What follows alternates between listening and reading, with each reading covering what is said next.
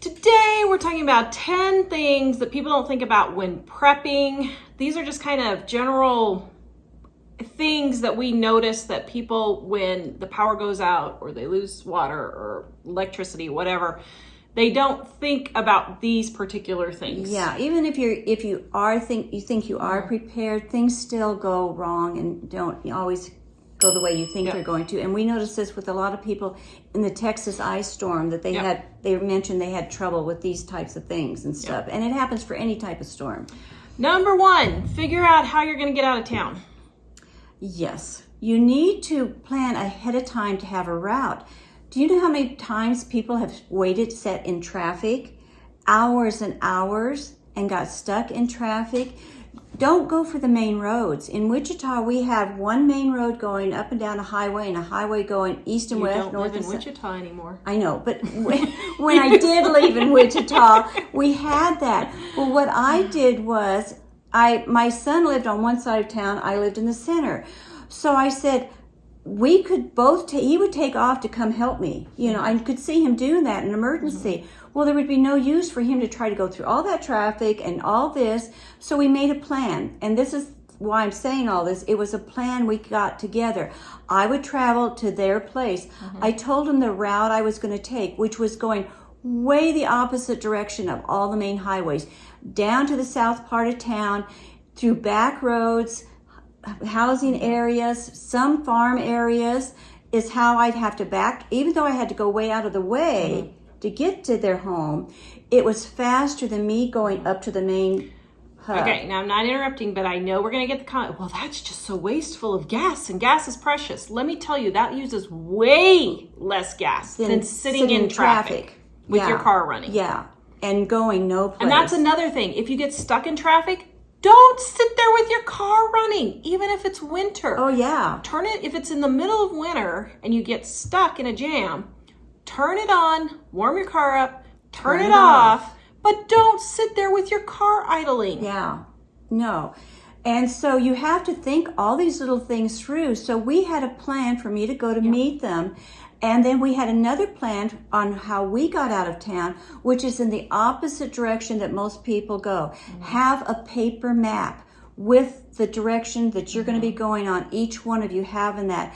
And another thing is, you want that paper map because you say, well, I've got my GPS on my car or on my phone. That GPS is going to tell everybody to go to that same main highway. Or here in Sheridan, Wyoming, the GPS takes you the wrong way. It's like a known fact here that Google messes it up every single time. I went to just go get a chair in town and they messed it up. So you cannot, don't even bother with your GPS because it's going to send you where the masses of people are. That's what they're all programmed to do. Or if you look at your GPS, if it's working, take an alternate route than the obvious route that they're sending to everybody else. Next, have some foods that you don't have to cook. Now, we're doing a whole nother video on this, but get some easy things that you can cook. Some granola bars, some beef jerky, some dried fruit, some nuts. Make sure you always have something that you don't have to cook at all, not even heat up, that you can eat. And think of some foods, too, that you, like cereal, that you usually use with milk. Well, you can eat it dry. Yeah. You know. So we're going to go into that in a whole nother video. Don't count on other people to help you. The government, anyone. Yeah, you can't. Because like one man said, they were stuck on the highway trying to get out of town, and they kept saying, the city kept saying, or county, we're going to get that other side open. He said, they never opened it. And so you can't count on the gas stations being open to have gas. You can't count on those snow plows coming through to get the snow dug out for you. You can't count on any of those things. So number 5, generator. Oh, one guy said he was so prepared. He had this cool generator and he couldn't find the manual on how to run the thing. Keep the manual by the generator. Tape it onto there in a plastic bag. And even ahead of time, practice at least once how to start it. You're going to be so stressed and so nervous and hurried and trying to get things fixed. You've got to practice this. It's hard to do when you're just calm, some of these things. So, you know, and don't count on your generator. No. It's nice to have as a backup, but don't count on it. Next, number 6, no communication. Oh, have some sort of a radio that's not run by power, electricity, or something that because it's going to be creepy to you when you first, if the grid goes down or the power's out, something like that, it's creepy. You have no internet. My home phone wouldn't work. And if your cell phone's not charged up, you're not going to have anything. And you don't know what's happening. Where do I go? What's going on? Is the storm getting worse? How do I get out of town? What's going on? Make sure you have a portable radio that doesn't need internet or anything. Yes. To be used. Yes. Freezer food. This is like one of the dumbest prepping tips ever. Is stock up your freezer. Okay, I mean, it's fine. It's a fine tip for general preparedness. Yeah. But for no electricity preparedness. In the summer. Or in the summer. When you don't have power. Don't use your freezer for your stockpile of food. Yeah. And 2, if you have to use that generator to run your freezer, you don't want to do it for that. You have other more important things you need, because you could have had canned goods. You need to have canned goods, dried food that you could be using for food in place of the freezer food, and save that generator or other things. Now, if it's in the winter, obviously you can keep your outside. Food. Just keep a lot of people keep their freezer in the garage or outside, in like a shed or something. If you have your freezer outside, just after 3 or 4 days, just open the door and it will stay cold enough. When we had our ice storm in, oh my goodness, it was 2013, something like that. We didn't have power for a long time. It was 2 weeks. And when the time came around that the food was going to start defrosting in the freezer with the door closed, we just opened it up, let the cold air keep it cold, and all our food was fine. Now in the summer, if you have a way of cooking the food, then just cook it up in your freezer and start sharing it with your neighbors, especially if it's a disaster type situation. It's better to go ahead and cook up that food if you have a rocket stove or some way of cooking it, and share it with your neighbors. Barbecue. And get some goodwill going around, because if you're nice to them, they will probably be nice to you and help you. And use that food first over, if you do happen to have some canned goods, use that first, the fresh food first. Number, let's see, 7, is that what it is? I don't know. 8. Number 8, don't be stupid. That's number 8. Actually, I laugh, but this isn't funny, because people have died from this. It's not funny because people have died, but at the same time you think, I know evolution is not real, because if it was, people wouldn't be this dumb. Never, ever, ever, ever, ever, ever, ever, ever, never, ever, ever run a grill in your house.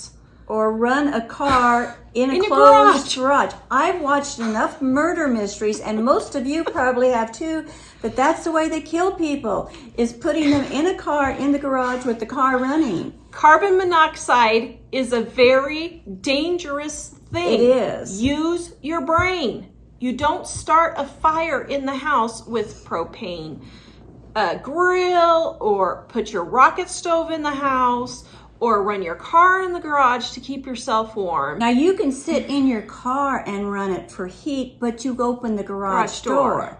Yeah. You see. Yeah. So. And I get sometimes when people are stressed, they just don't think. I totally understand that. But we guys, understand it. But really, seriously, you have to, that's why we're telling you to do this. So this type of stuff will not happen, to try to save you a little bit. Because some of this can be life or death. Yeah, this is really dangerous. Number 9. Water and gas shut off. Another problem with the Texas freeze was people didn't know to shut the water off to your house. Shut the water off to your house, open all the faucets, and then nothing will freeze. Mm-hmm. You won't have to worry about freezing. Save the water as you're emptying all the faucets, though, in case you don't have a way to get water eventually.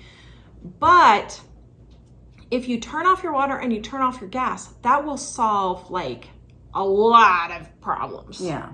A lot of problems. Freezing pipes, gas accidentally leaking. Going back to number 8, don't turn on your gas stove to heat the house. Any of those kinds of things. The oven. You mean the oven? The oven. Yeah, the oven will prevent a lot of headache in the future if you keep your pipes from freezing and that type of thing. Also, open up all your cabinet doors.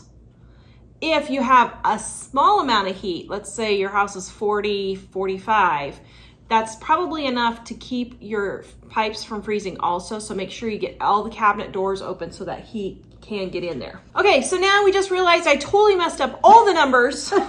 There's 10 here, but I totally messed them all up. I don't know which we want to go with, but number 9, frozen water is a problem.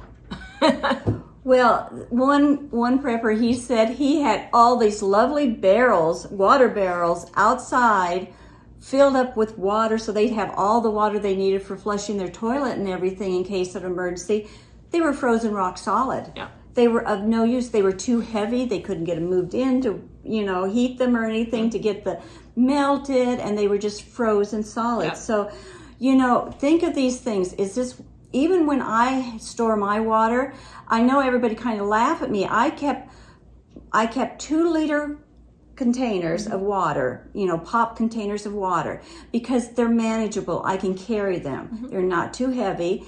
And the other thing, when I filled them up with water to save, I'd only put them like 2/3 full of water, because that way, if I lost my power and my heat and they were stored in the basement, if they happened to freeze, I wouldn't have a big old mess with water spewing out of all these bottles and that type of thing.